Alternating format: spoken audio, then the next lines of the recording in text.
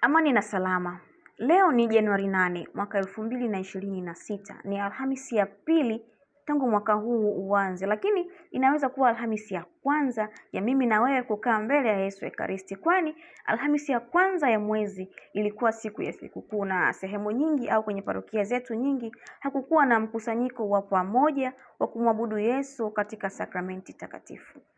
Kwa kuikumbuka ile siku ya Alhamisi Kuu ambapo Yesu Kristo aliweka sakramenti ya Ekaristi takatifu, kanisa limepokea mapokeo hayo, na hivyo hata leo kila Alhamisi tunaienzi na kuikumbuka Ekaristi takatifu, na waamini tunaalikwa kumwabudu Yesu katika sakramenti takatifu. Basi ikiwa Alhamisi yangu na Alhamisi yako ya kwanza kukaa mbele ya Yesu Ekaristi, twende leo mbele ya sakramenti takatifu, tumwabudu Yesu, tukae miguuni pake, tupange naye mipango yetu ya mwaka mzima, tuziombee familia zetu, tuombee amani duniani, tuombee kanisa, tuombee viongozi wetu wa dini na nia kadha wa kadha mbele ya Yesu wa Ekaristi.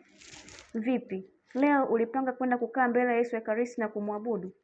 Kama ulipanga, basi Yesu wa Ekaristi na atusaidie sote.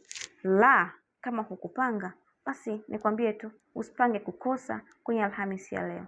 Twende sote tukakae miguuni pa Yesu.